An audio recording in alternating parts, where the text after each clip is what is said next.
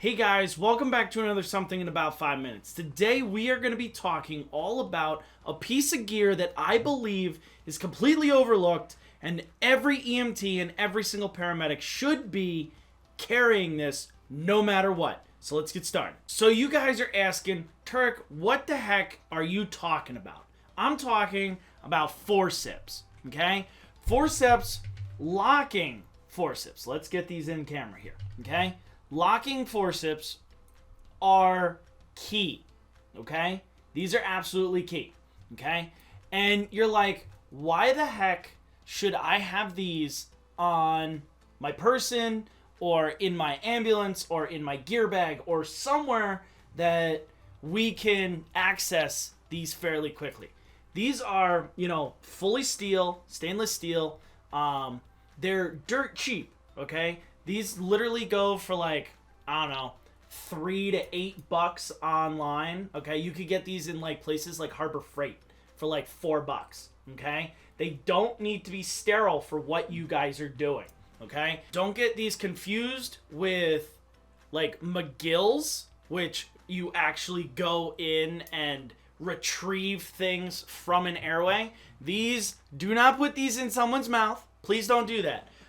What we are going to use these for, okay, and that's why I say EMTs need to be carrying these as well, especially if they're working with a paramedic, okay?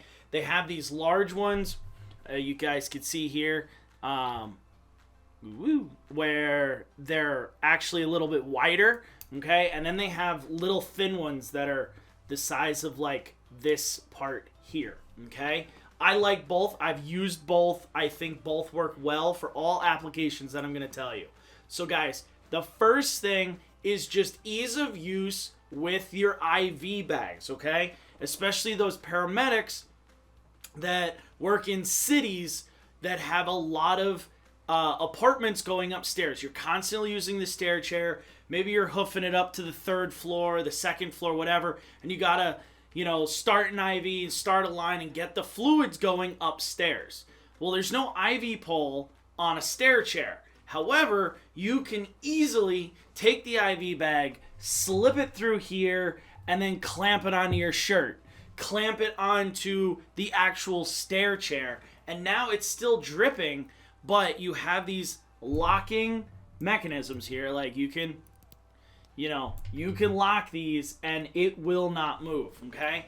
That's number one. If you work in cities, I've done it where I clip it right here to my shirt all the time when I used to work city EMS. It worked amazing, okay? Second thing that you guys can do with these, again, with the IV bag, okay? Sometimes, especially I use this on like cardiac arrests or when it's me and my partner and I need to hang a bag of fluid in a residence or in a nursing home or something like that. Again, this is more of like the stationary type thing. I'm taking this, I'm hooking it through the IV bag, and then I'm clamping it on something. I've clamped it on curtains. I've clamped it onto ceilings. I've clamped it onto, light fixtures. I've literally just looked around the room and been like, what can I clamp it to? Okay? I use it a lot in cardiac arrests where I don't want to just be like, here, cop, have this IV bag, hold it, right? I put it in a pressure dressing and I just clamp it to something on the wall. Now I have this gravity-fed, beautiful line that doesn't get touched, okay? I don't have to worry about a cop squeezing it or not squeezing it or walking off or whatever. It's there, okay? All right, the last thing I'm going to talk about is the most important, okay? Airway management. And I know you guys are thinking, well, you just said like 2 minutes ago, don't use this in the airway. Yes. Don't use this in the airway. Use this on the airway, okay? So now you've just intubated your patient, okay? You've intubated your patient and you are doing rescue breathing, ventilations via the BVM. Well, now it's time to transfer them to the vent. Or maybe you've been ventilating them with the vent and now you're at the hospital and you're ready to transfer your vent tubing over to their vent tubing. Okay? Through the entire process, you've done PEEP. You've gotten a recruitment of alveoli. You've opened up those alveoli nice and big so oxygenation can happen.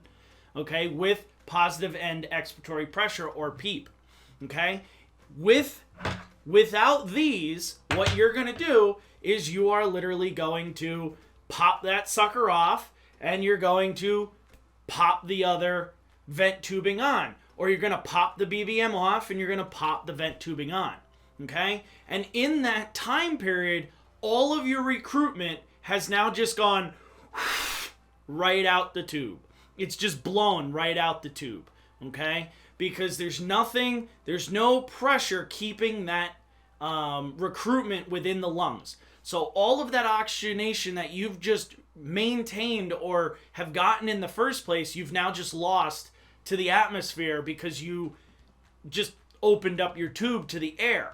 However, if you take your tube and you clamp it, right? Here's your tube, and you literally clamp it closed right before you pop that off, and then pop your other thing back on and unclamp your tube. You now have just maintained all of the PEEP recruitment that you've just worked so freaking hard to get. So if for nothing else, medics and EMTs carry the forceps, the locking forceps, solely for maintaining recruitment in your intubated patients. Hope this helps, guys. I will see you next Tuesday.